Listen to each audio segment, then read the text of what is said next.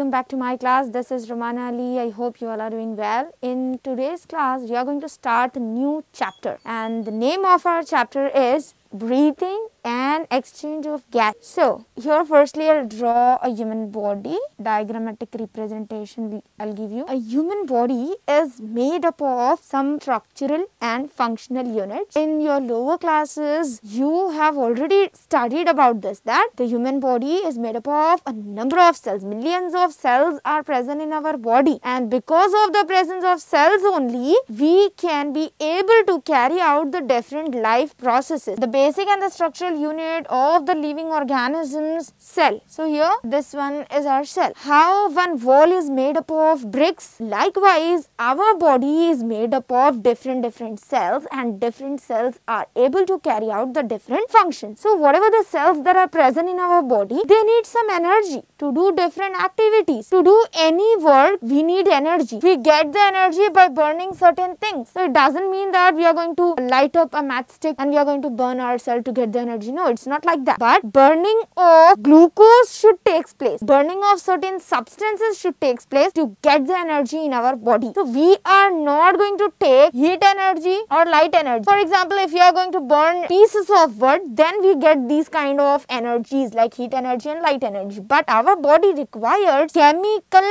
energy. So from where do we get this chemical energy? Chemical energy can be derived by the breakdown of glucose. So what do you mean by glucose? In the last chapter, when we have discussed about the digestive system, there I have explained you that in the digestive system, after the food passes through the different organs of the digestive system, it reaches the small intestine where the absorption takes place, and then after the proper digestion of food, the end products of the digested food would be glucose. So here the glucose is going to be transferred, it is going to pass from the intestine into the blood capillaries. So from the digestive system it is going to be transported into the other system of our body, that is in the circulatory system. Whenever we talk about the breakdown of the food, the complex molecules are going to break down into simpler ones, then that process is called as digestion and it is carried out by our digestive system. Here after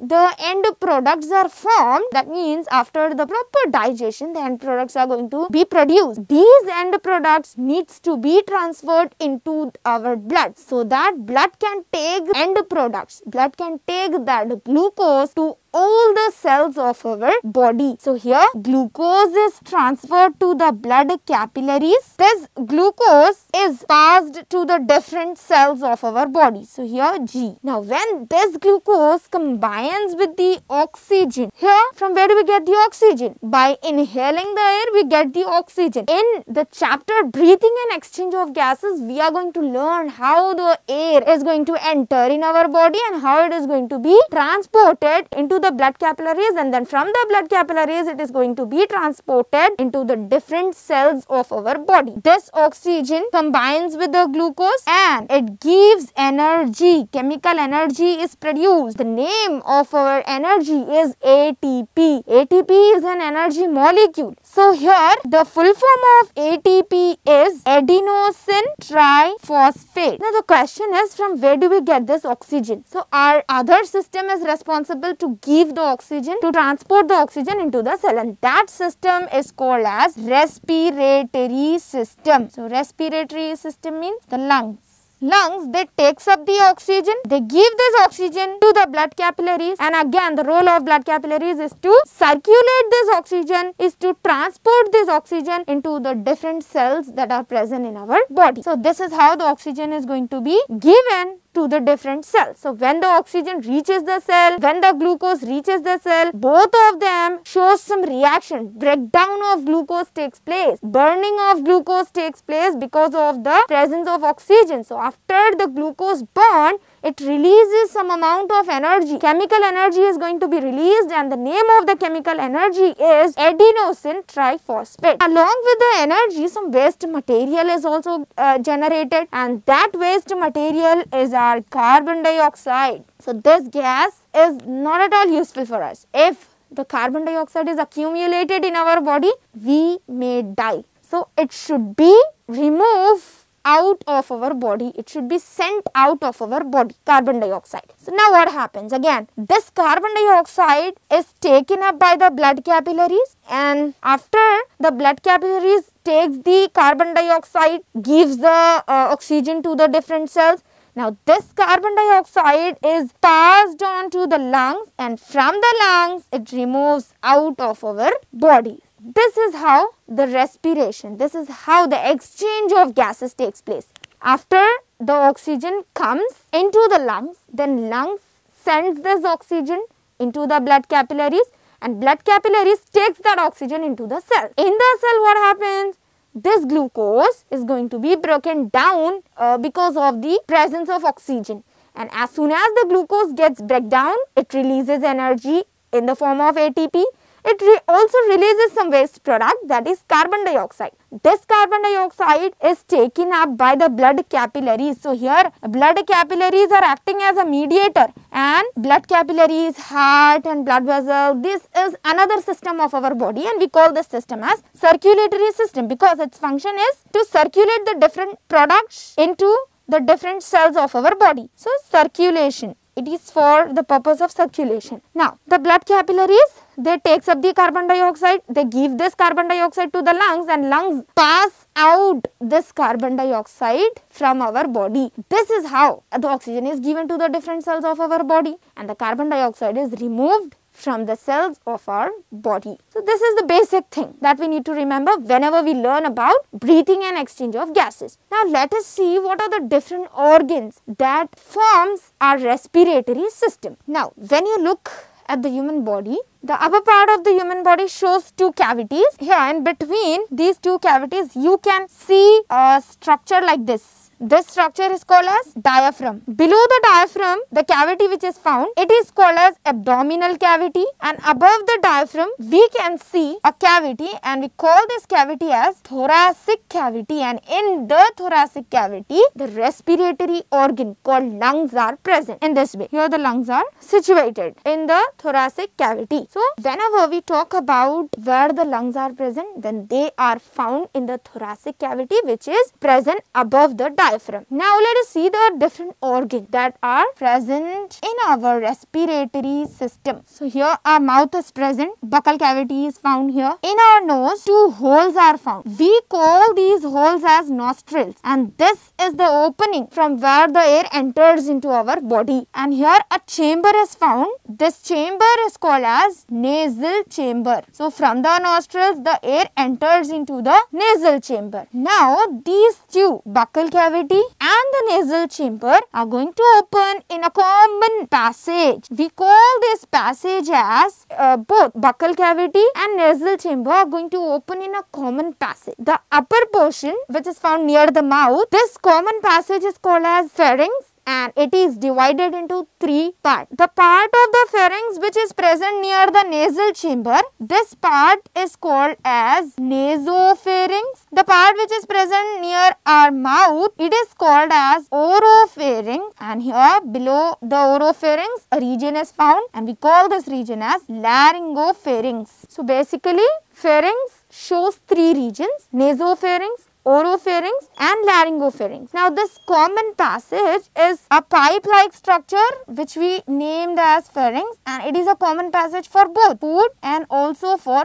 air. So the air and food, both of them can pass through this pipe. Now at this point, box-like structure is found here, and we call this box as larynx, which is also named as voice box. It is found in our neck region. When you touches your neck, you can find some vibrations, and that vibrations enables you to make different sounds. So this is possible because of the presence of voice box. This voice box as larynx. This larynx shows an opening here to passes the air. The opening of the larynx is called as glottis, and at this point the pharynx is going to converted into two main types, or it is classified into two regions. One pipe is our food pipe. We have already discussed while learning about digestion. It is called as esophagus, and the other pipe is our wind windpipe. This windpipe is named as trachea. When we have the food, it is going to enter into the pharynx and then it should pass into the food pipe. But accidentally, if the food is going to pass in our windpipe, then so many problems may occur. To prevent the passage of food into the windpipe, one more structure is present over the glottis, and this structure which is present over the glottis is called as epiglottis. Epiglottis is a structure which prevents the passage of food into the windpipe, separates both food pipe and windpipe. So as we are learning about respiratory systems, we are not going to see the passage of food in detail, as we have already discussed in the first chapter. Now when we look at the structure of this trachea, it is a pipe like structure and it shows some C-shaped ring inside it. So C-shaped ring like structures are present in trachea. These C-shaped rings are not closed one. That is why we are telling as the C-shaped. It is open one. So C-shaped ring like structures are present which are cartilaginous. They are made up of some specialized tissues. Some specialized bones are present which we call them as cartilaginous bones, and these cartilaginous are named as hyaline cartilage. So most of our soft bones present in our body are made up of hyaline cartilage. This trachea, windpipe, is also made up of hyaline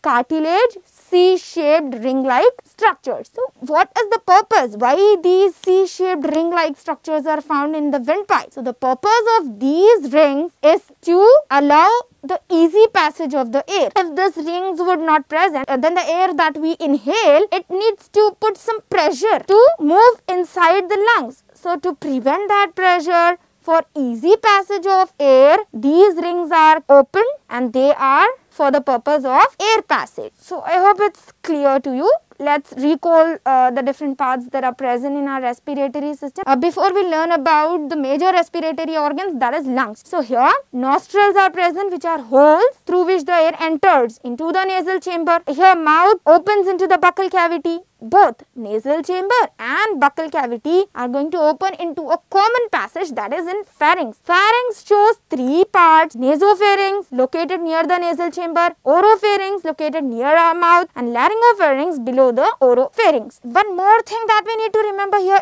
is, at this point where the buccal cavity and nasal chamber are separated from each other, at this point you can see a hanging. One structure is going to hang in between them, and this structure is called as vula. Here U is silent, so we pronounce it as vula. Whenever we have the food, to prevent the entry of the food into the nasal chamber, this vula moves up and it closes the nasal chamber, and the food that we have, it is directly enter into the food pipe, and then from the food pipe it enters into our stomach. This is how the passage of food takes place, and vula is a structure that prevents the passage of food into the nasal chamber. Below the pharynx, one more pipe-like structure is present. We call that as larynx. Larynx is also called as voice box because it enables us to speak. It enables us to make different sounds. Here is the structure called larynx. When you see the structure of larynx, an opening is present for the passage of air again, and that structure is called as glottis. Over the glottis, one more covering is present, and that covering is called as epiglottis. And epiglottis is a special structure that prevents the entry of food into the windpipe. It separates both windpipe and food pipe. Now this trachea or windpipe is classified, or it is divided into two pipes. So this division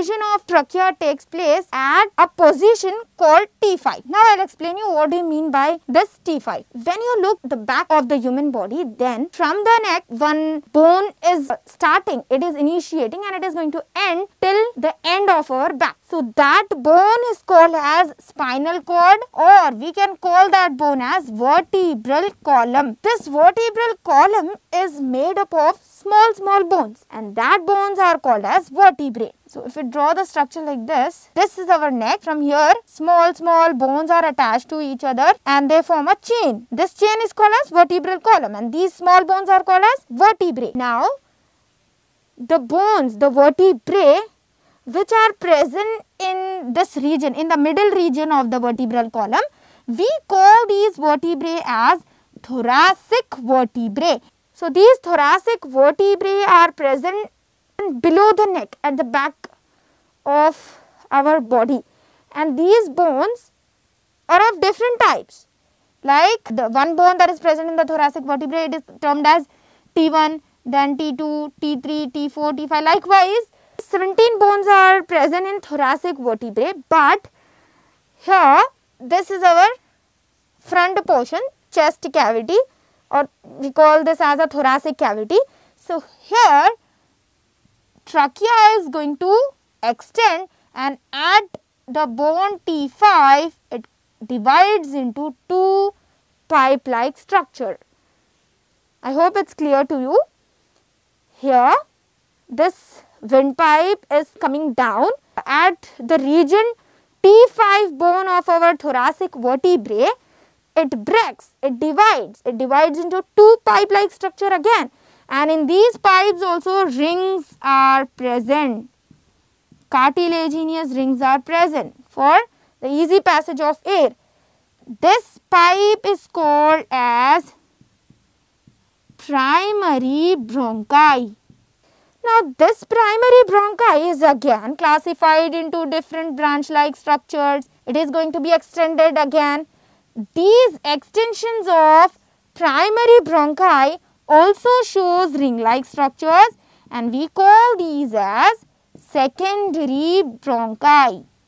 Ultimately these secondary bronchi also divides, and these pipes are called as tertiary bronchi. Okay, so this trachea, it is classified into two pipe like structures which are termed as primary bronchi. Primary bronchi is again classified into some other structures named as secondary bronchi. Secondary bronchi again extends and it forms tertiary bronchi.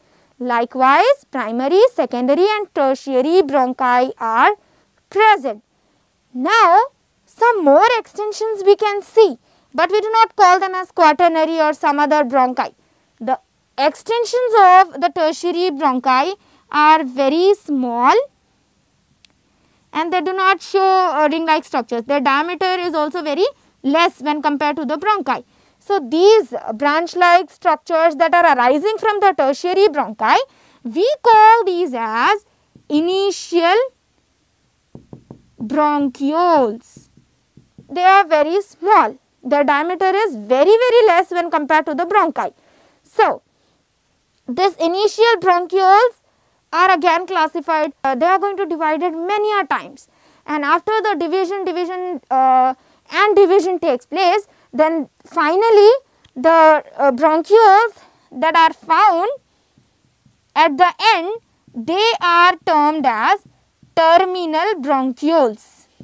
So, here primary bronchi, secondary bronchi, tertiary bronchi. As soon as the division takes place, the diameter of the pipe like structures gets decreases, and this tertiary bronchi is extended into initial bronchioles and then into terminal bronchioles.